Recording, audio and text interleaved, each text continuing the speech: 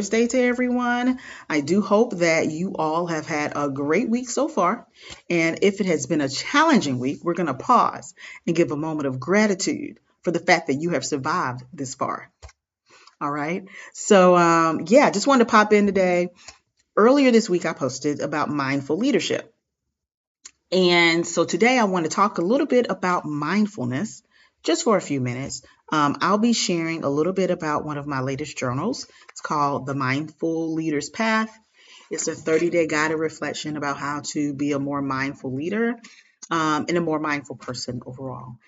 And most of my journals are, all of my journals actually, are 30-day guided reflections. For that reason, it takes about 30 days to take on a new habit, to jump into a different mindset. So this is a guided reflection on mindfulness and how that relates to leadership. So I'm going to start today by talking a little bit about what mindfulness is, and then give a practical example of just one way. There are many ways and many aspects, but just one that you could do today that's just really, really simple. So I'm going to start by talking about what mindfulness is, okay? Mindfulness is practicing full presence and awareness in the here and now. It is all about observing thoughts and sensations without judgment or attachment so that we can focus all of our attention and our energy solely on the present moment. So the reason mindfulness is important for leaders is because, if you're a leader, you're responsible for the vision, right? Communicating that vision well. You're also responsible for the strategy, meaning how do we get from here to there? Now, how can you plot a path from here to there when you don't know where here is? And you haven't focused on here enough to understand how we're going to get there, right? So that's what it's really about. We have so many things coming at us every day. There's so many demands on our time. There's so many distractions that come up that it's super easy to not be focused. There's this thing we've talked about for years and years about multitasking, and multitasking is a myth. Research is showing that the way the brain operates, the brain really only focuses on one thing at a time. What people call multitasking is just a rapid succession of switching tasks, all right, which over time wears you out. It decreases the rate at which you learn. It decreases the quality at which you learn. And so being able to focus on one thing not only makes that one thing better, but it improves your vision over time as well. It improves your strategy over time as well. It's all about mastering the art of presence. I give the example of like a traffic jam. If imagine you're at a four-way traffic intersection, and you're supposed to know, in a four-way intersection with no lights, you're supposed to take turns letting the next person go. Counterclockwise, right? First this person goes, and this person, and this person. A lot of times when there ends up being a traffic jam, it's because too many people are trying to go at the same time. Too many cars are trying to occupy the same lane at the same time. Living in the Bay Area, there are often times when we're in traffic and we get like an hour down the road, or even if it's 30 minutes down the road, and we realize there was no accident. There were just too many cars trying to go through this little piece at the same time, like a bottleneck. And that's what happens to us. Often we get overwhelmed or stuck, frustrated. Too many cars going down the same lane. Mindfulness helps you alleviate that. Being present allows you to look at where I am, how many cars are going through, and deciding what to focus on. So what I want to do today is share with you one of the prompts from the journal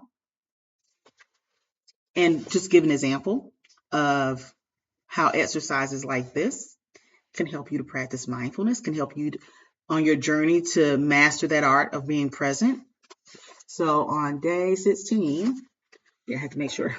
On day 16, we're talking about distractions, okay? So I'm going to read this one. It says, identify times or place in your workday where distractions are most common. How can you create zones or periods of time where you are free from distractions so you can enhance your mindful engagement with your team members, with your family, with your community, with the task at hand, or more importantly, with yourself? So this is what you do. That's the prompt. I'm going to tell you how to do it. Take your day. Take today. Look at the calendar of today. Okay. And even if it's like halfway through the day, you can still look at the calendar of today. Look at the things that are on your calendar, things that have come up so far that are not on your calendar, and take a look and think about where could you have or can you still create a distraction-free zone. That can be 5 minutes or 15 minutes or an hour. I tell people to start with 5 minutes, okay? Because it's much easier. It's less likely you'll be distracted, less likely that you'll have barriers to, doing the 5 minutes.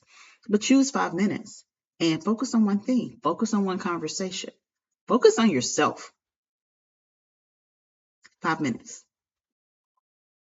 That's an example of how we can create pockets of mindfulness. You create a pocket here, you create a pocket there. Eventually, you end up with a life, a more mindful life, or more mindful leadership practice. You'll become a more present person, understanding how to stay in the moment instead of just focusing on what happened or what will happen, but what's happening now. So, one example, that's something that you can do. But right now, before I end this video, I just want to walk you through an exercise you can do. It's called a body scan. Some of you may have heard of it before. You can stand or sit in a comfortable position and imagine your hand is a scan and it's going and scanning your entire body. So we'll start at the top. Okay, you can start above your head, come down. Think about any stress you're holding in your scalp, in your head, even in your forehead and eyebrows as you come down. You want to release that. Maybe blink those eyes a couple of times. And then as you come down to your jaw and your mouth, you want to take your tongue and drop it from the roof of your mouth. Unclench those jaws. And as you come down some more, you'll drop your shoulders. All right, notice any stress that's in those shoulders and drop it. As you come down to your chest and down to your belly, what you're going to do, you're going to take a deep breath in and release it. You're going to do that one more time.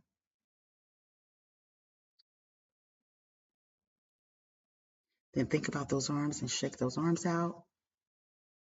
Wiggle those fingers. You're going to go down.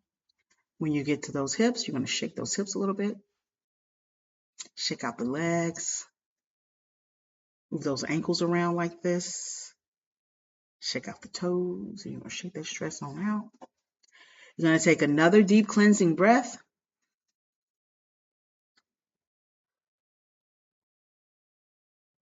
And that was your 45 seconds.